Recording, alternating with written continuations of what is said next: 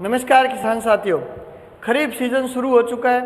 अभी हमारी समितियों में बिजाई के लिए कृषि आदान उपलब्ध करवाए जा रहे हैं। उन कृषि आदानों में मुख्य रूप से कई फर्टिलाइज़र जैसे फॉस्फेटिक फर्टिलाइज़र पर विशेष अभी मांग है। उसमें एक एनपीके और डीएपी के रूप में कुछ फर्टिलाइज़र समितियों पर आ रहे हैं। हालांकि इस समय डीएपी की उपलब्धता थोड़ी कम होने के कारण बाज़ार में और समितियों में एनपीके की उपलब्धता जो है वो बनाई जा रही है। जिसके अंदर किसान भाइयों मैं आपको एक बात बताना चाहता हूं कि आज ही हमने देखा एक किसान भाई को जब एनपीके के बारे में बताया तो उनका जवाब था कि क्या यह डीएपी की तरह ही कार्य करती है। तो एक छोटी सी बात है, डीएपी भी एक तरीके का एनपीके है। एनपीके एक संतुलित उर्वरक है जिसमें नाइट्रोजन, फास्फोरस और पोटास तीनों तत्व पाए जाते हैं। एनपीके अलग अलग ग्रेड के बाजार में उपलब्ध है। मैं सबसे पहले एक काम बताऊं, नाइट्रोजन का काम वानस्पतिक वृद्धि करना, फास्फोरस का काम जड़ों का विकास करना और पोटास का काम बीमारी नहीं लगने देना है। तो इसमें अलग अलग ग्रेड जो बाजार में आती है, जैसे डीएपी भी एक तरीके का एनपीके है जिसमें 18% नाइट्रोजन, 40% फास्फोरस और 0% पोटास।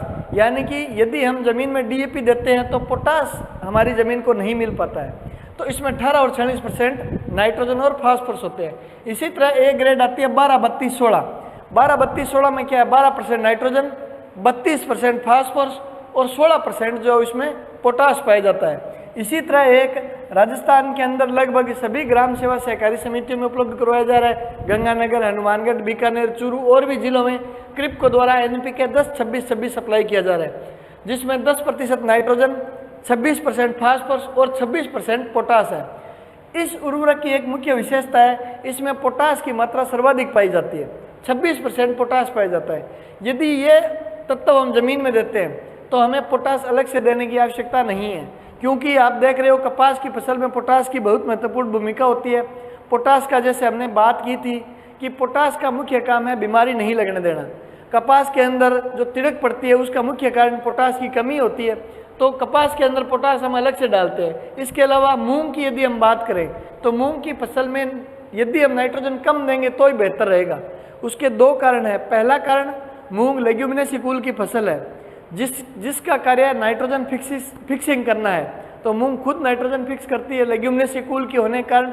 दूसरा क्या होता है, मूंग के अंदर यदि हम नाइट्रोजन ज़्यादा देंगे तो उसकी बढ़वार ज़्यादा होगी, बढ़वार ज़्यादा होगी तो उसमें फलियाँ कम लगेगी। तो लगभग खरीफ फसलों के लिए 10-26-26 संतुलित उर्वरक है। हालांकि समय की मांग के अनुसार पहले डीएपी तैयार किया गया। जैसे जैसे कृषि का विकास हुआ, कृषि के विकास के साथ साथ अलग अलग उर्वरक अलग अलग ग्रेड में तैयार किए गए। एनपीके उर्वरक बहुत ही एक अच्छा उर्वरक है जिसे हम संतुलित उर्वरक भी कह सकते हैं। हमारी ज़मीन में नाइट्रोजन, फास्फोरस और पोटास तीनों यदि संतुलित रूप में मिलेंगे तो अन्य पोषक तत्वों की उपलब्धता भी बढ़ेगी। तो मैं किसान भाइयों आपसे यही आग्रह करना चाहूँगा कि डीएपी भी एक तरीके का एनपीके ही है जिसमें पोटास की मात्रा 0 होती है। 12-32-16, 10-26-26, 20-20-0-13 अनेक ग्रेड बाजार में उपलब्ध है। तो यदि आपको एनपीके भी यदि बाजार में या ग्राम सेवा सहकारी समितियों में मिलता है तो आप निश्चित होकर के लाइए, ये बहुत अच्छे उत्पाद हैं। और किसान भाइयों मैं आपसे एक और आग्रह करूंगा कि आप हमेशा ही खाद बीज विश्वसनीय जगह और विश्वसनीय स्थान से ही खरीदें। लगभग ग्राम सेवा सहकारी समितियों के माध्यम से ये सप्लाई किया जा रहा है। और एक खाद खरीदते समय पोस मशीन से और पक्का बिल लेना कभी भी ना भूलें। धन्यवाद।